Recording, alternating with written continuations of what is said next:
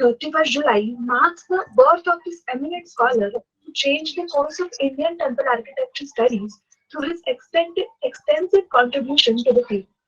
Born in Gujarat, Porbandar, Dhaki completed his primary education in his hometown and later moved to Pune's Ferguson College for his undergraduate studies. His intense interest in ancient temple architecture paved the way for establishment of Archaeology Research Group in Porbandar in 1951. Dhaki's comprehensive writing through various mediums like books, articles, and research papers on temple architecture and Jain literature inspired many scholars to explore the regional nuances of Indian temple architecture. This memorial lecture is a small attempt to celebrate his legacy, and I would like to thank all of you for joining us to pay tribute to his precious contribution to the field. Before we go ahead, let me quickly introduce you to our organization. Sambhasha in Sanskrit means dialogue or debate, and we aspire to represent the same. A healthy dialogue and conversation on cultural diversities and similarities.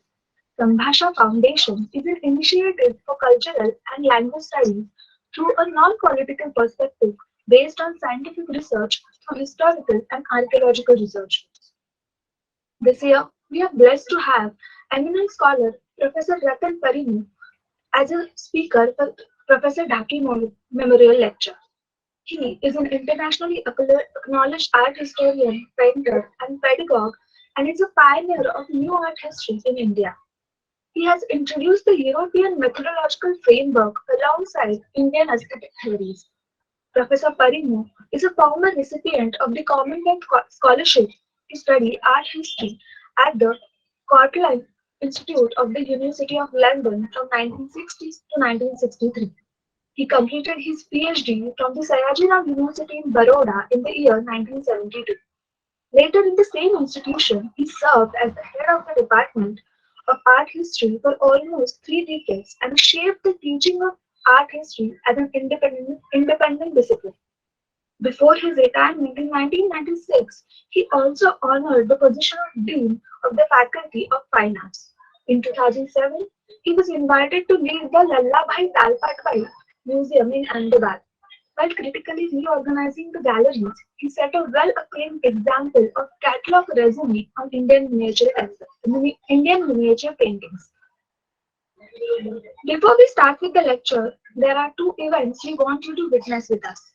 In the year 2021, for the inauguration of the first M.A. Dhaky Memorial Lecture, we were honored with the presence of Dr. Parul Pandya as the speaker. Being the direct disciple of Professor Dhaky and an eminent art historian in her own capacity, she shared her heartfelt and profound experience, learnings, and observation about his knowledge, work, research, and perspectives in the discipline of Indian temple architecture. We have collated her lecture in a monographic e-format and would like to publish the same today. I would like to request Professor Parimoo to announce the publication of this monograph of last year's lecture delivered by Professor Parul Pandya.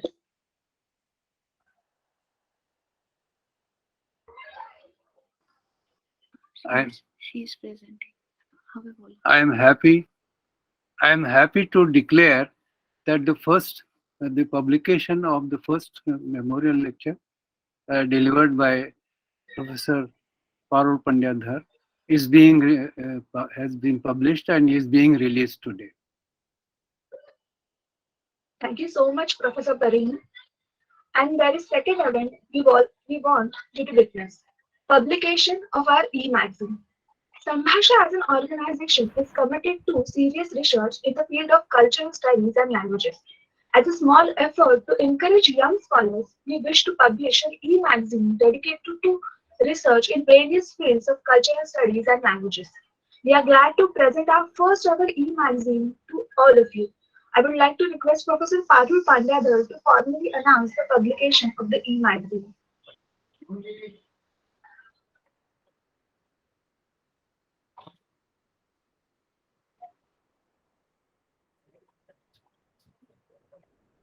Well, I'm extremely happy and very honored to be, formally publishing the Sambhasha e-magazine.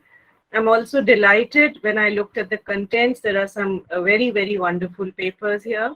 And I recognize not more than one, two, three of our research scholars, my students who have contributed. So congratulations, Sambhasha, for this fantastic work, and heartiest congratulations to all the contributors. Uh, Wonderful effort, and I hope that many more e-magazines are published by Sambhasha. Thank you. Thank you so much, Parul ma'am. The link of the monograph and e-magazine will be shared in the chat box. Please do take a look at them and after the lecture and let us know your feedback. Now, I request Professor Parimoo to take the stage and deliver the lecture. Over to you, sir. એ તે બોલો અને કોક એટલે હું present કરી દઉં. Present કરી દઉં સીધું કે પેલા કઈ બોલવું છે તમારે? હા, વાંચો ને. એક મિનિટ. પહેલી સ્લાઇડ ચાલુ કરીએ ત્યારે તમે સ્ક્રીન પેલું મોટું કરો. તો પેલા અત્યારે સ્ક્રીન નથી કરવી? ને ઓકે, કન્ટિન્યુ. વાંચો.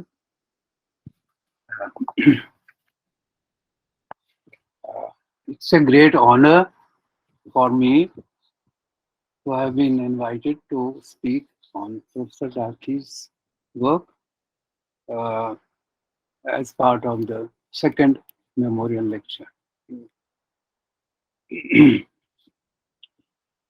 Shri Madhusudan Dhaky has to be counted as outstanding architectural historian of India and the world.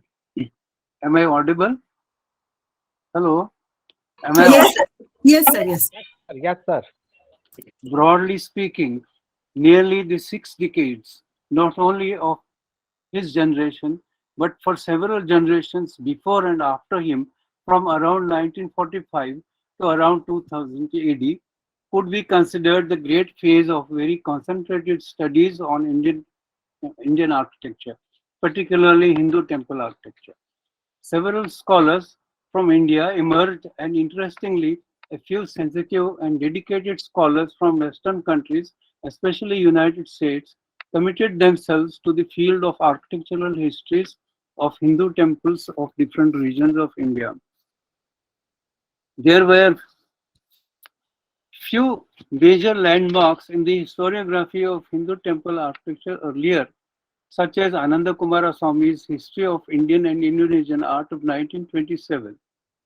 In this volume, in the section of Buddhist, Hindu, and Jain architecture, both cave architecture and structural architecture, the author had correlated the various studies on individual monuments prepared by the Archaeological Survey of India to focus on regional styles and evolutional as well as chronological development. The systematic major drawings and comprehensive photography of architectural parts, including sculptural program, until then had remained mostly as data and information on single in situ monuments. During 1930s, Kumaraswamy had also published architectural studies based on representation of architecture within architecture, such as in narrative reliefs on cave architecture or on stupa railings and gateways. Subsequently, the German-Austrian scholar Stella Kramrich broke a new ground through her publication, The Hindu Temple, published in 1946.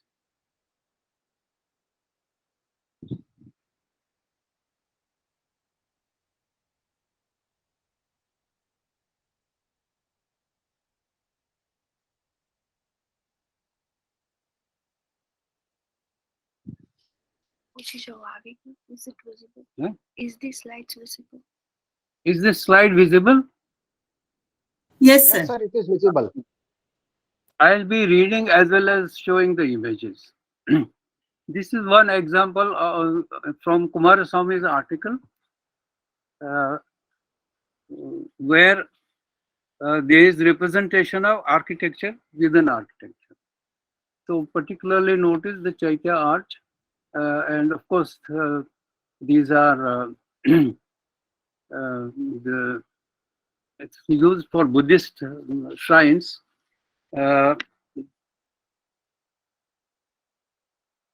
Here, an example from Kerala. Here, how the railing and the Chaitya arch is adopted for the palace design. Three floors or maybe more than that. I'm speaking something on the Hindu temple book by Stella Cramrish. The book contains a masterly analysis of all architectural components of a developed temple.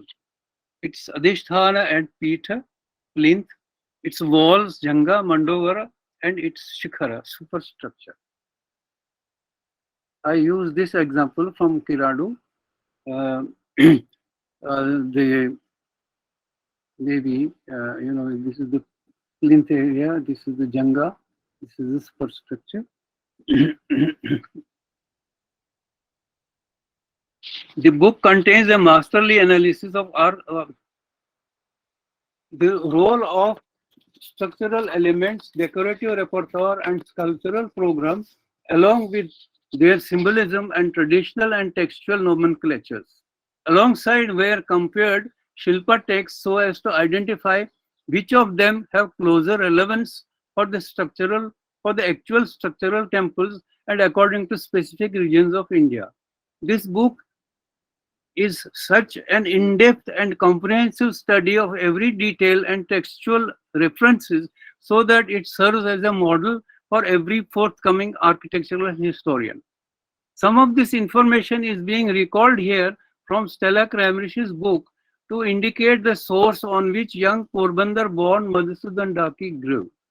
Having been fortunate in knowing Sri Dhaky since that lucky day in 1966, when he had been selected to join on the research staff of American Institute of Indian Studies being started at Varanasi with such senior scholars like Dr. Moti Chandra and other American Institute of Indian colleagues, Pramod Chandra, happened to be present at the Museology Department, then housed at the Baroda Museum and Picture Gallery.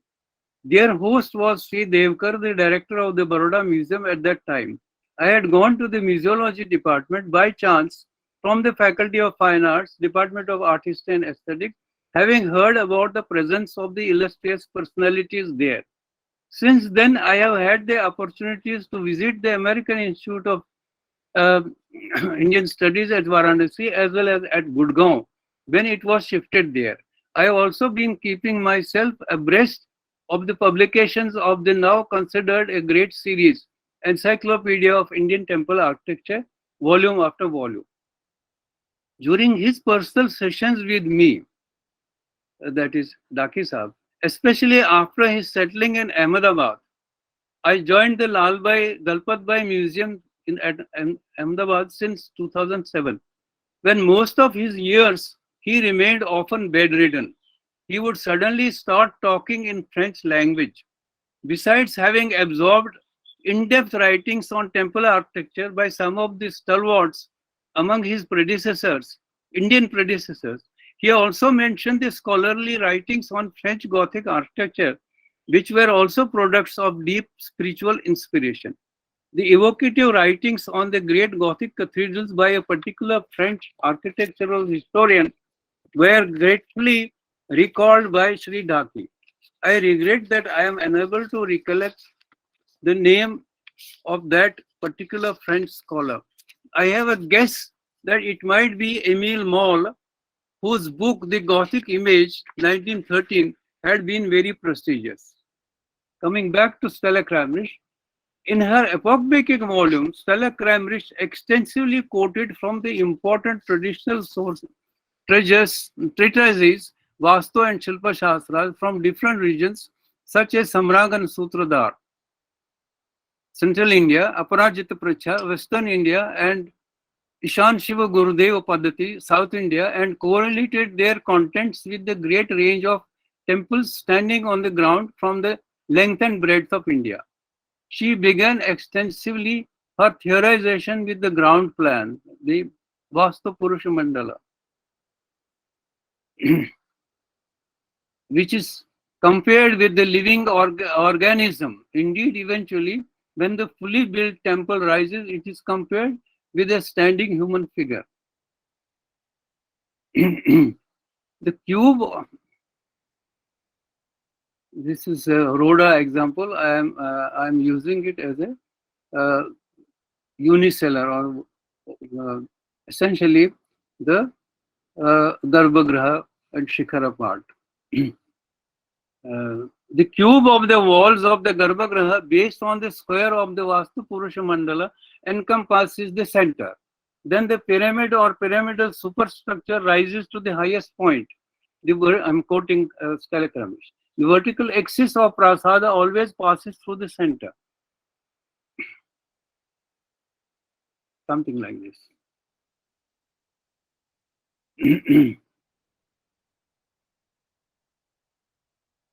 Then the pyramid or pyramidal superstructure rises to the highest point. The vertical axis of the prasada always passes through the center.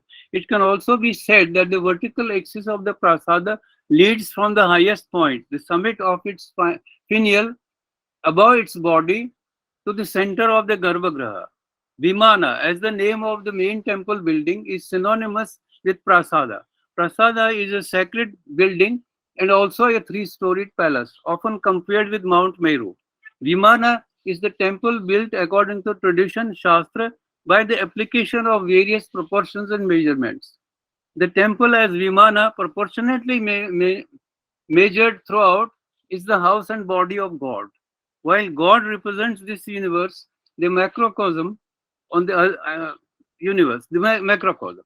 On the other hand, the temple made by man represents the microcosm.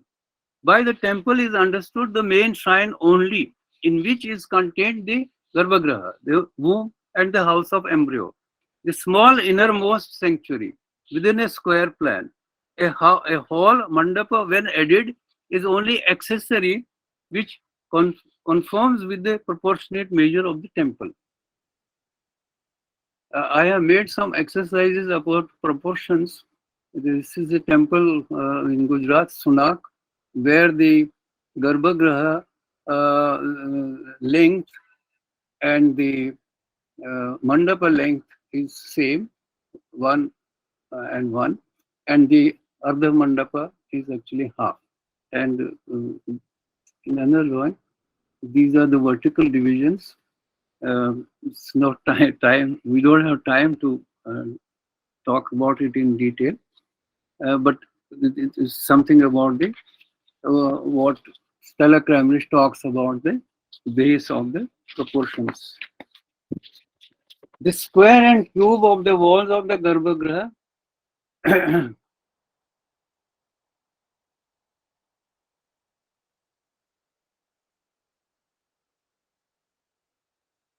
The square and cube of the walls of the Garbhagraha, seen from outside, encompasses the entire volume.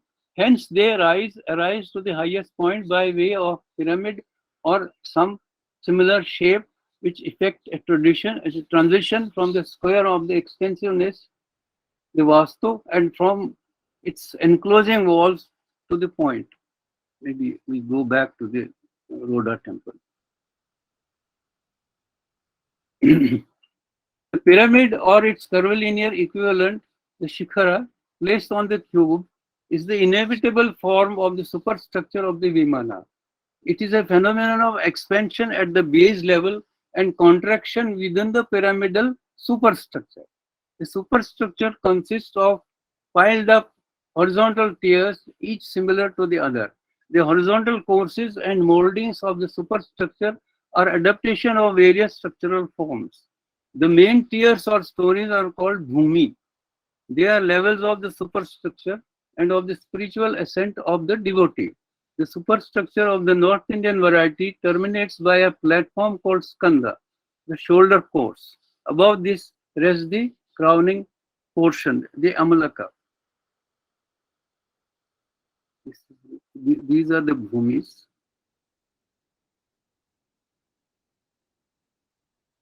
Skanda and the amalaka.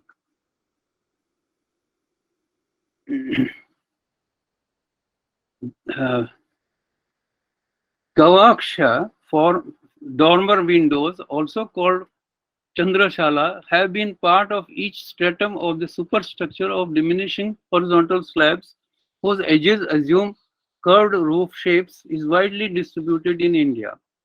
Uh, I have some images of this.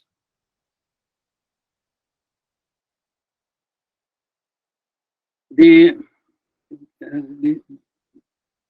the, it is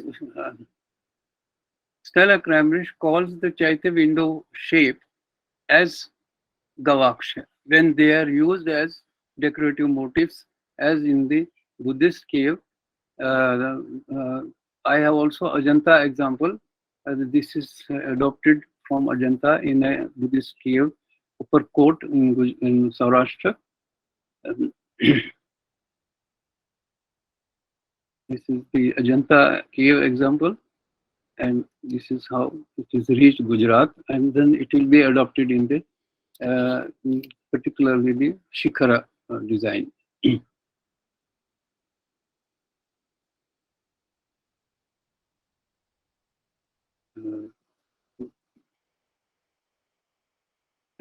This is how it is used in one of the early temples in Gujarat, known as Go.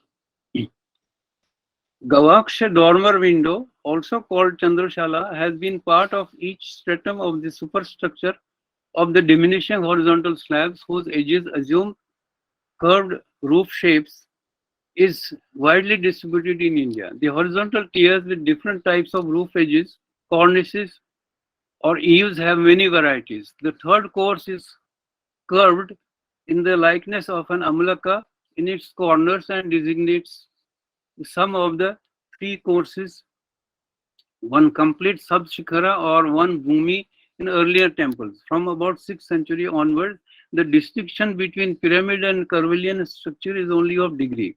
While Stella Kramrisch had examined the evolution of the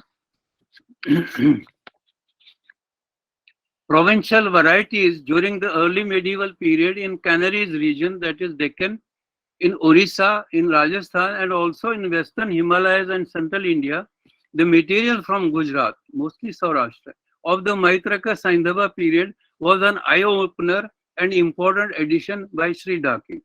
In this section, I shall make some comments on early phase of Sri Dhaky's architectural studies, that is the book on the Maitraka and Saindhava temples of Gujarat, which was published in 1969, though their work was completed in 1963. It was written jointly with J.M. Nanavati, Dhaky's colleague in the Gujarat State Department of Archaeology. Dhaky's work on early temples of Saurashtra part of Gujarat came to the notice of Stella Kramrisch, and upon whose recommendation the book was published under Artibus HJ, Zurich, Switzerland. The authors established that there was early, that is pre-Solanki dynasty phase of structural temple architecture in Gujarat during the Maitraka period, 6th, 7th and 8th century, with their capital at Vallabhi, and short period of Saindhava rule, 8th century, parallel with Rajasthan, Ocean area, Pratihara period, Karnataka, such as Aihole, etc. Dhaky has himself mentioned that he was a member of the Archaeological Society Porbandar, which was formally instituted in 1953 under the presidency of Sri M.P. Vora. Many notable discoveries were made by this organization through their field explorations in which Dhaky participated actively. Temple groups such as at Khimeshwara, Srinagar, Nandeshwara, Balej, Bhanasara, Odadar, Dank, and isolated shrines near Visawada, Ranavav, and Porbandar were discovered. I have some photos.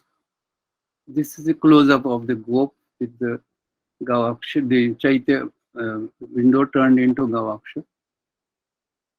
These are randomly, I have put together some of the photographs of the mostly Shikharas, Banasara. Notice the Gavaksha pattern, Odadar. Incidentally, this is from Dhaki Saab's village, from where the surname Dhaki came.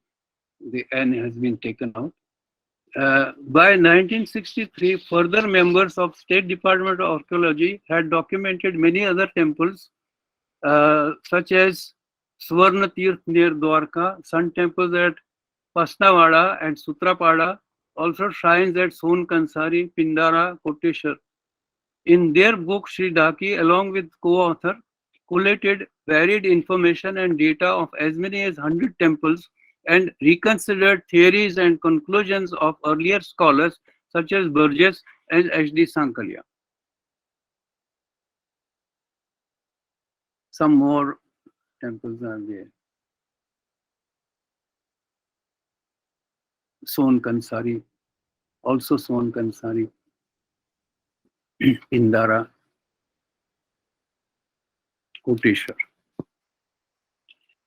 Though published in 1969, Dhaki had worked at an intricate methodology at that early stage, 1963. One classification was based on the characteristics of the ground plan, Kala Chanda, which indicated the distinction between unicellar, that is only one cellar without a porch, and bicellar, that is closed hall attached with sanctum. There were also shrines with open porches, rectangular shrines without porches but freestanding pillars, shrines with pilasters, closed hall, and ambulatory. Pradakshina Patha around the sanctum, Sandhara, shrines with ambulatory, closed hall, and Mukhamandapa, square shrine having a Rangamandapa, besides the Panchayatana shrines in groups.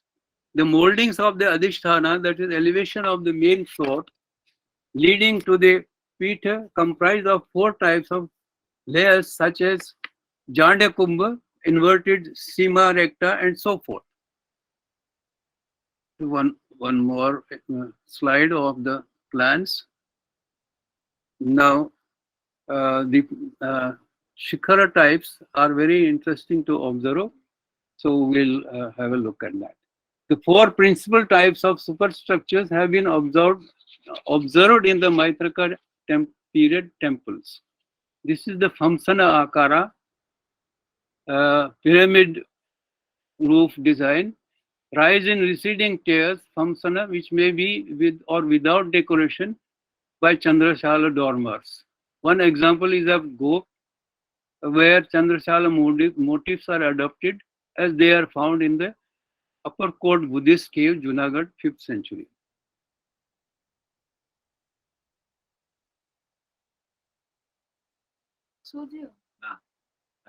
Without the Chaitya window type, now with the Chaitya window type, Son Kansari, Miyani. The second one is the Vimana Akara. It's more popular in Maitraka period. The typical superstructure is made of stories, talas rising one above another with a narrow recessed band and karnakutas at the corners. Such features are found in early Dravidian type superstructure here in Banasara also.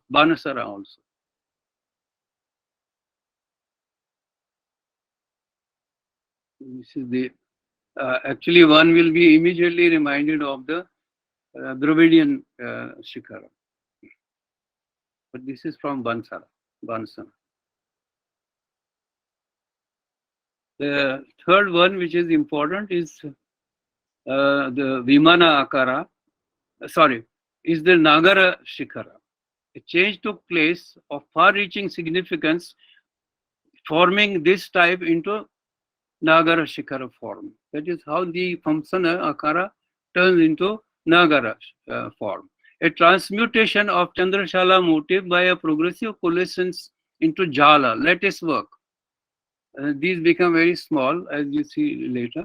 The Karnakota on the corner is integrated with the top course in a manner that the resulting silhouette appears slightly curved. Sutrapada, Miyani, Gumli. This is Sutrapada, and you can observe the slight curve.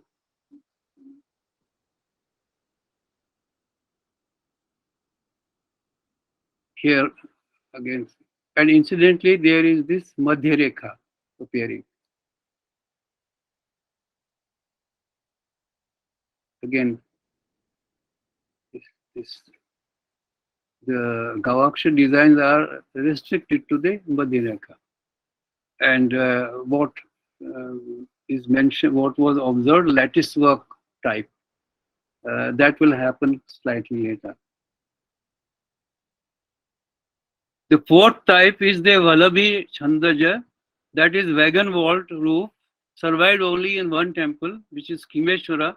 Generally, a sanctum with rectangular plan is required for shrines with Dashavataras of Vishnu or Saptamatrikas. Khimeshwar temple accommodates the Saptamatrikas with Ganesh and Vireshwar. Gumli town was the capital of Saindhavas. The Son Kansari temple, situated here, has an oblong plan and functional roof. Kadwar temple near Prabhas Patan is also an oblong Sandhara Prasada with lateral porch, Parshava Mandapa, on either side. Dedicated to the Dashavatar form of Vishnu, now the main deity is that of the Varaha. The Kadwar temple is as old as Gop group of temples, circa 6th century. Dhaky has proposed a very perceptive pattern of chronology of the Maitraka Sandhava temples, which are pre-Solanki, constructed within a period of about 3 centuries. This sequential development within a group of temples between one group and the other in terms of characteristic features, angas, is discussed depending on plinth type, elements of ground plan, the jhanga treatment, and the sculptural styles around its fabric. The fascinating varieties of courses of superstructure and so forth. Sometimes the changes and development are narrowed down within a span of 50 years for particular temple groups. Dhaky's study of Solanki temples of Gujarat, although among his early researches carried out during the late 1950s, yet it turned out to be assured and mature, surpassing the judgments of the predecessors such as H.D. Sankalya. This study included the phenomenon of the mutual relationship with the developments of temple architecture in Rajasthan. This is I think, very basic, the interrelationship between the developments of temple architecture in Gujarat and in Rajasthan. The sequel of this study was followed through more than a decade later in the paper on the genesis and development of Maru Gurjara temple architecture. Sri Dhaky formulated a theory of 3 styles: Mahamaru, Mahagurjara, and Maro Gurjara. In simple terms, Mahamaru style flourished in the territories of Rajasthan and its characteristic features, while Mahagurjara style prevailed in the region of Gujarat and Saurashtra until the early Solanki rule, up to the middle of the 10th century. Although there are overlaps in the geographical spread on the 2 provincial styles. We have the map before us. This is the Gujarat side, this is the Rajasthan side, and there is some overlap. We'll briefly mention to that. Dhaky's study of Solanki,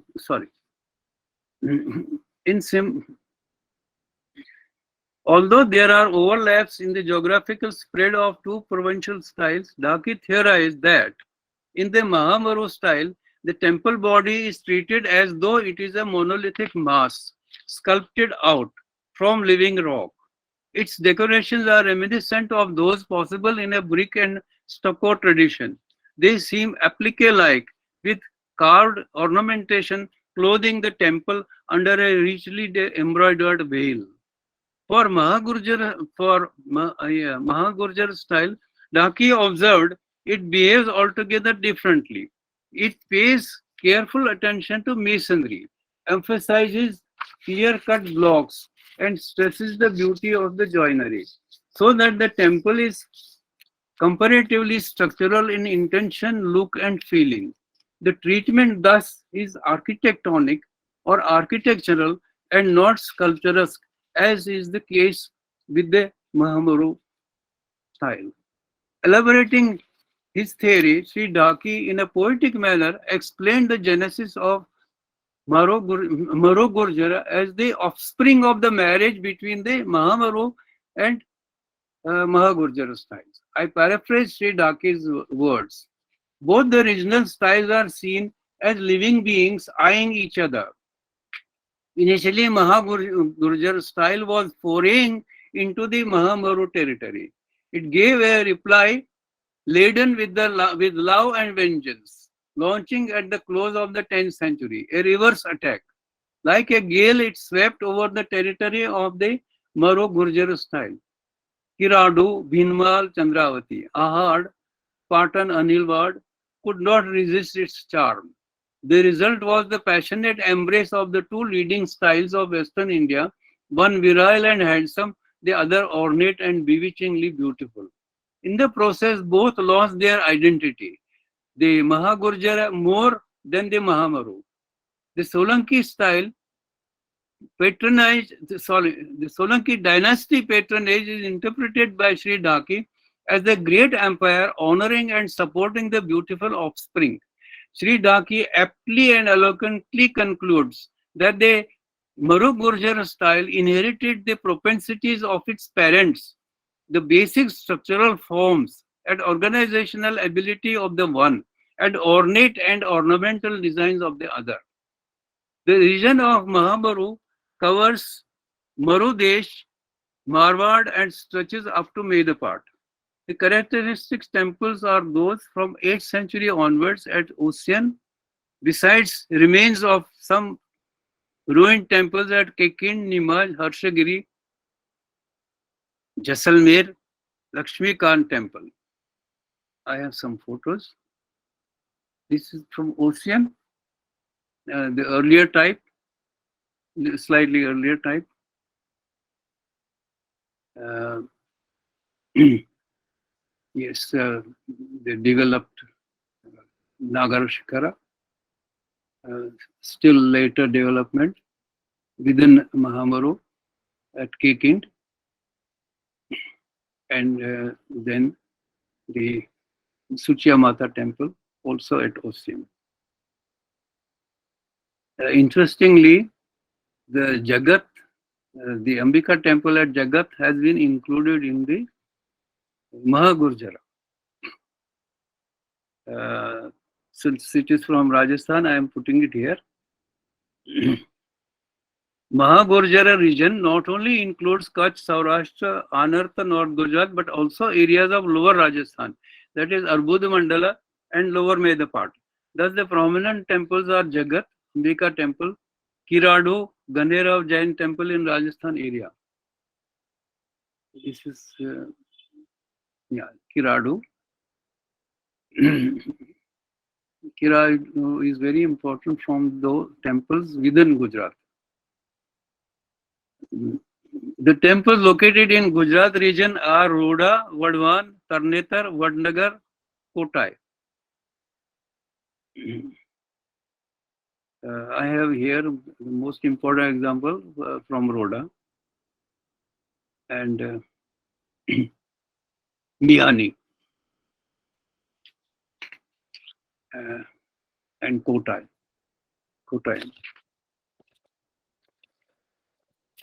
Here is the list of a few outstanding Muru Gurjara monuments, which are records of the peak of artistic activity during the 11th and 12th century and beyond.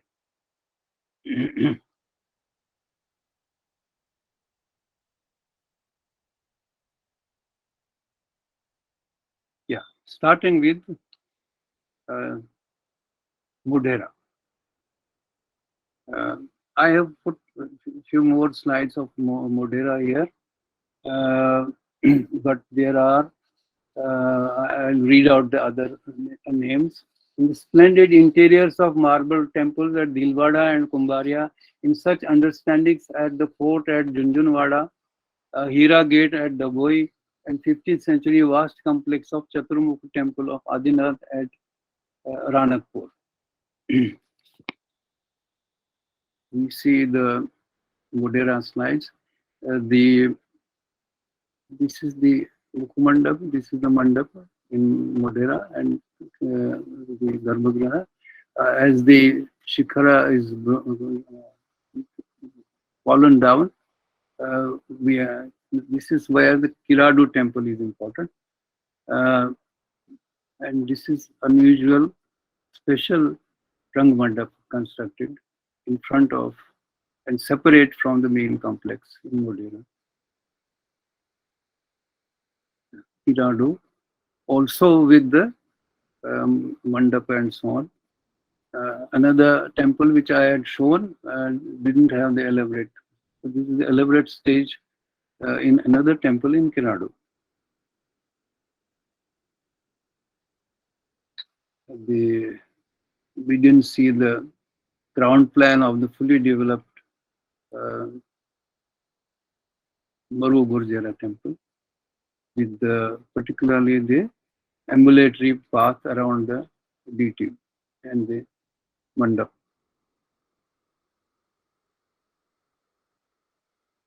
The sculptural program we are talking of elaborate sculptural program. So this is an example from Modera. The Dikwalas and the Devis, they are in units, and the Adityas again unit. There are 12 such units.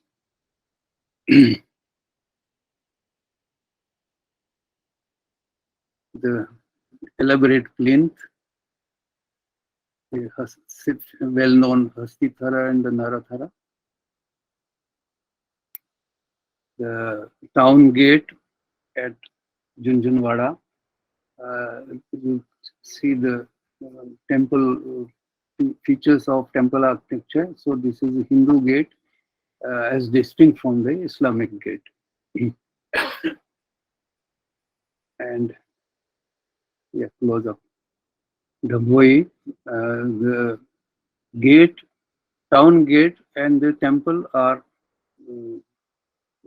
kind of integrated. So this Kali Mata temple.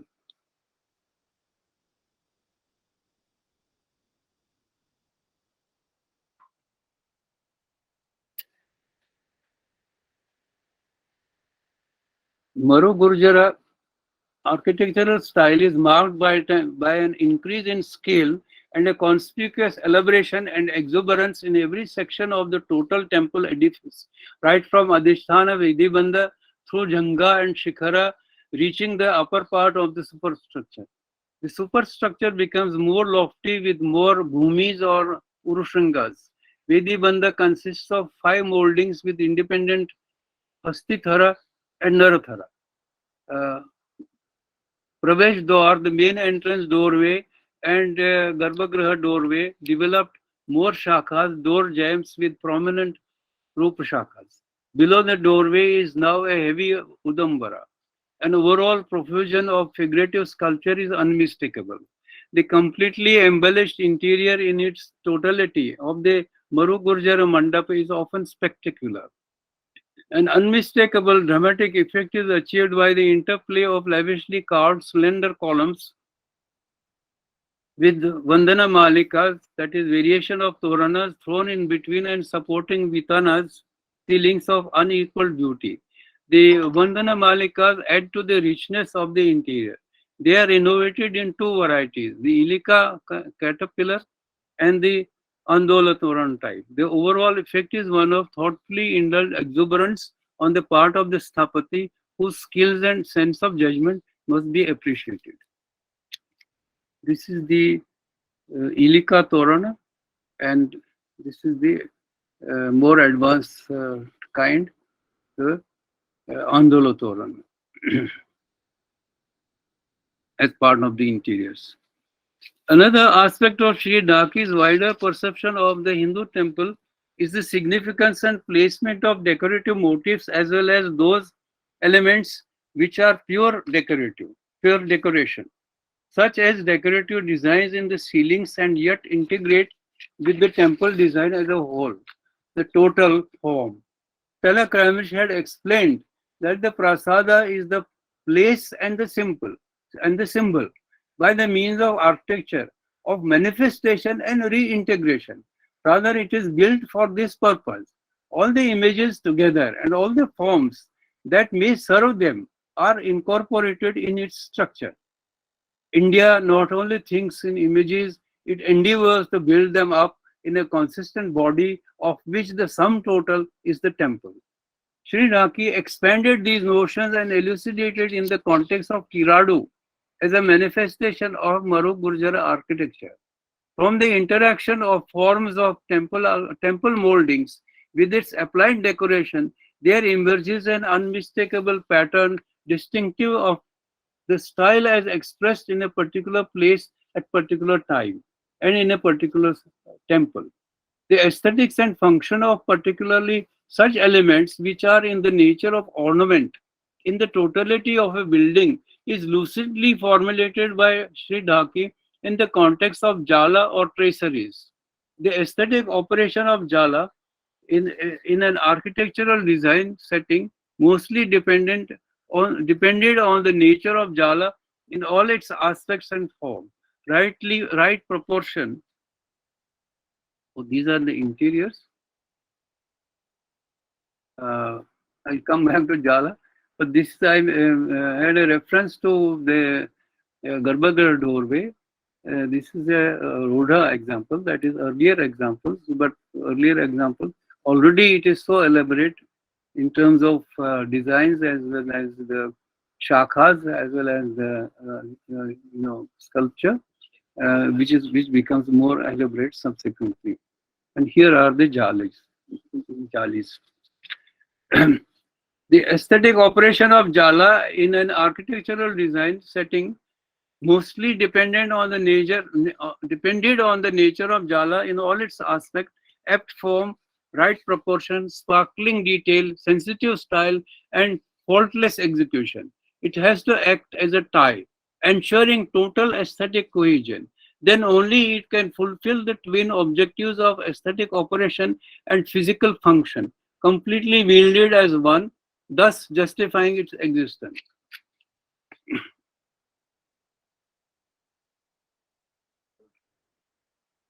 I keep this slide. This is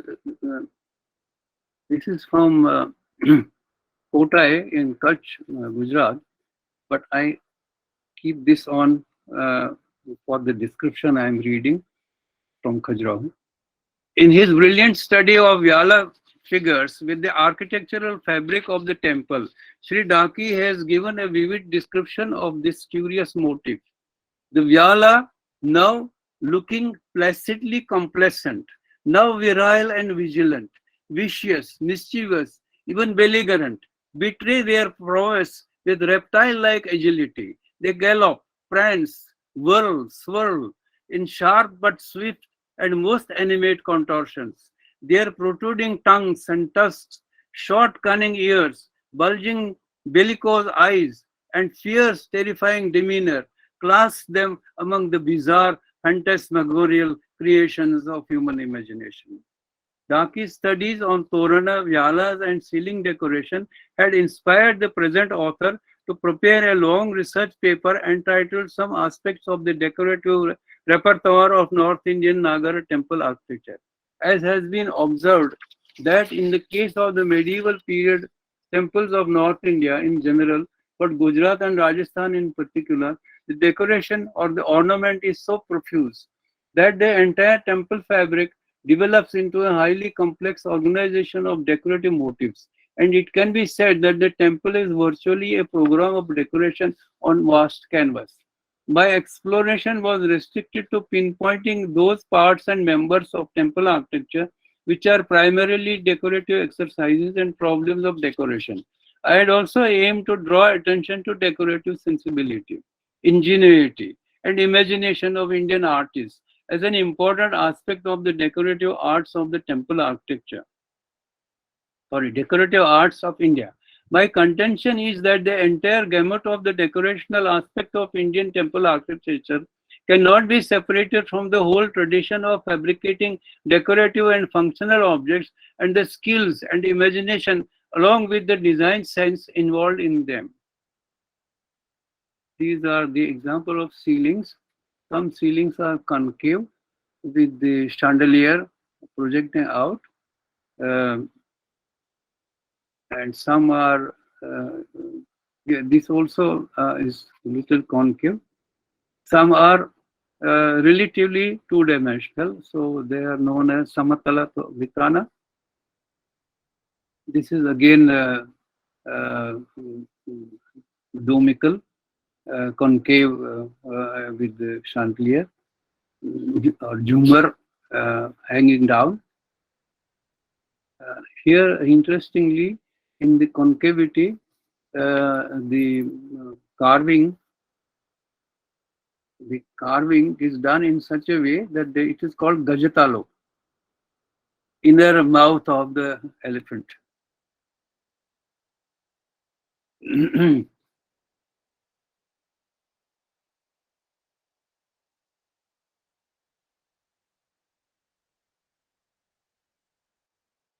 A high point of Dhaky's perceptive mind concerning the features of Hindu temple superstructure, architectural superstructure was when he gave the analogies with oral forms of the Hindustani and Carnatic Indian classical music systems in his article, The Architectonics of Shastri Sangeet of India. This is uh, the voice aspect, the sound aspect of the Shastri Sangeet. Of course, he extended from the often quoted saying that architecture is frozen music. According to Dhaky's view, Indian classical music succeeds in capturing the personality of the raga, which can be mentally perceived as an anthropomorphic divine entity or envisioned as a luminous symbol or configuration of an abstract power. As illustrations to this article, he has used the Nagara style shikhara as as counterpart of the Hindustani classical music, and the Dravida Vimana shikhara as the counterpart of Carnatic music. I will briefly talk about the Encyclopedia of Indian Temple Architecture. Much of his professional life, Sri Dhaky devoted to researching, assisting other scholars, co-editing and preparing the volumes in coordination with other associates and assistants such as architectural draftsmen of the Encyclopedia of Indian Temple Architecture for publication. The series of volumes are divided in two distinct sets and each part consisting of a pair of two volumes, one for text and one for plates. The series of volume 1 are devoted to South India. So, uh, so far, even 7 sets of 2 volumes each are published on Dravidian architecture. The series of volume 2 are devoted to North India, that is Nagara style of architecture. In both the series, there are many chapters which are in chronological sequence, beginning with around 5th century. 3 sets of double volumes have been published so far under volume 2. Volume 2, Part 3, 900 to 1000 AD, is entirely edited by Sri M.A. Dhaky. It is titled Beginning of Medieval Idiom. Much of the entries on Gujarat are by Sri Dhaky. In this volume, Sri Dhaky has mentioned how the entire project had grown to such a vast extent from a proposal he had prepared in 1966 at the American Academy in Varanasi, now American Institute of Indian Studies, with a modest title, The Dictionary of Indian Architectural Terms. The then senior scholars of Indian art and architecture, K.R. Srinivasan, Krishna Dev, and Pramod Chandra, including other advisory committee members, both Indian and American, expanded and defined the project further. Each volume was envisaged to contain essays discussing regional and period styles, where the appropriate technical terms extracted from the relevant Vastu texts in Sanskrit were expected to be employed in the description of buildings, reflecting the perception and language of the ancient and medieval architects and sculptors involved in their construction. The schema of the volume was based on 3 coordinates: regions, political historical background, social religious context within the perspective of space-time cultural continuum. It is significant that the Hindu temple as a fully evolved architecture ensemble was viewed as a complete biological species. Sri Dhaky explained, so the objective of the encyclopedia volumes included the classificatory organization of architectural style to be somewhat analogous to that involving phyla, genera, and species in biology, which are set within the broad geographical time. Likewise, the architectural styles are viewed in continuous process of formal and stylistic evolution as they perceptibly reveal. Sri Daki was an exceptional historian of Hindu temple architecture who had mastered the contents of a large number of Shilpa texts, Shilpa Shastra and Vastu texts, more than any other Indian scholar. In his essays, while discussing and analyzing specific temples and also making comparisons, he had set the example in the rigorous usage of the extensive Sanskrit terminologies from the Vastu text for the different members, structural elements, and decorative motifs. Not naming particularly Western scholars, Sri Daki had persuasively argued for the almost compulsory use of Sanskrit vocabulary in the researches in Hindu temple architecture. He loaded the argument by pointing out how, when writing on Greek and Roman architecture, recourse is taken to Greek and Latin terminologies. Similarly, Arabic and Persian vocabularies are mentioned in the descriptions of Islamic architecture. Likewise, are cited the Chinese terminologies for Far Eastern architectural studies. The victory of Sri Daki's point of view is reflected in the fact that most contributors have resorted to the extensive use of Sanskrit technical terms in the chapters of the volumes of the Great Encyclopedia of Indian Temple Architecture. I have purposely focused in my comments largely on Sri Daki's meticulous work on architectural history and analysis of Hindu temples for readers in Gujarat. Sri Daki has written equally penetrating notes on Dravidian and Carnatic style of Hindu temple in the Encyclopedia Volume 1 series. If Sri Daki's early training in science subjects is reflected in the rigorous methodology in the study of temple morphology, yet it is puzzling as to how he grasped intuitively and by sheer hard work the intricacies of architectural styles and their interdependence on history and religions of our land. This is the reason for including some references to Stella Kramer's temple architecture studies. Daki mastered proficiency in Sanskrit and the Prakrit languages and not only delved dexterously in the Shilpa Shastras but also in competent manner in Jain philosophical texts. He wielded the English language both for elucidating the arts of architecture and arts of sculpture making, and equally the Gujarati language, much like a literary genius. This is the last image I am showing with reference to the to his essay on Chola sculpture, in particular the sculptural icons of Nageshwara Swami temple. One of the images on which there is a wonderful description. These aspects of Sri Daki's life work have been quite elaborately studied by other scholars. But above all, my observation is that Sri Daki's lifetime work in Indian art history and Jain philosophy raises him to the status of Ananda Kumaraswamy, and also in particular as worthy Indian successor of Stella Kramer's exhaustive work on Indian temple architecture and art of sculpture. It must be remembered, incidentally, that Stella Kramer had taught at Calcutta University for nearly 3 decades between 1920s and 1950s. I end here again. Once again, I feel very grateful for the opportunity to present what essentially has been my tribute article on Daki Sahib. Thank you.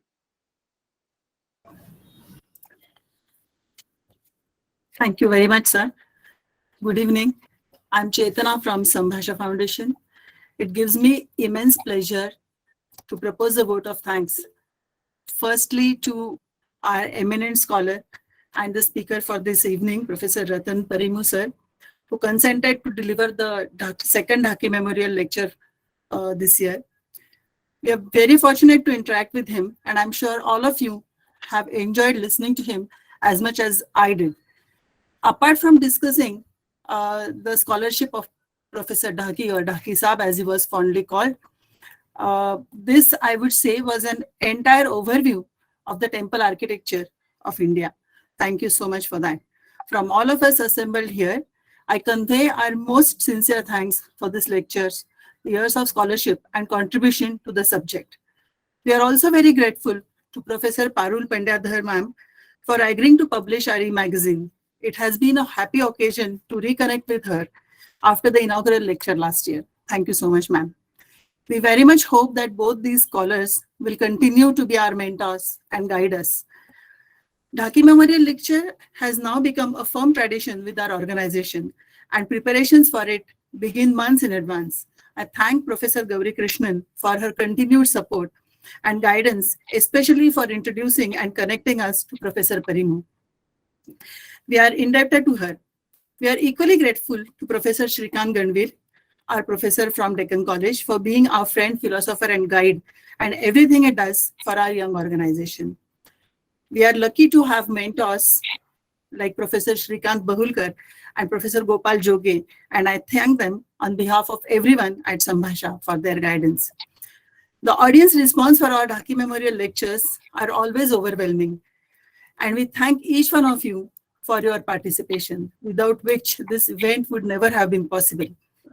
This is the encouragement we need to emerge, continue doing good work, and emerge as a collaborative platform for culture, heritage, and language studies. Thank you all for the same. I must thank my entire team of volunteers, Shantini, Janhavi, Sanyukta, Vallari, and Ashwin. There is no one like you guys. And yes, I should not forget to thank Vatsya for helping out Professor Parimoo in all the technical support that she has given. Thank you. Our next event is an academic lecture on Ganesha, Ganpati making workshop and exhibition, all in a day by Professor Shrikant Pradhan. We are excited about meeting participants in person after 2 years of COVID upending all plans for offline events. Registration details can be found on our social media. Thank you everyone for your precious time. I now declare that the event is complete. It is over. Please do keep in touch, and I look forward to seeing you all in all our endeavors.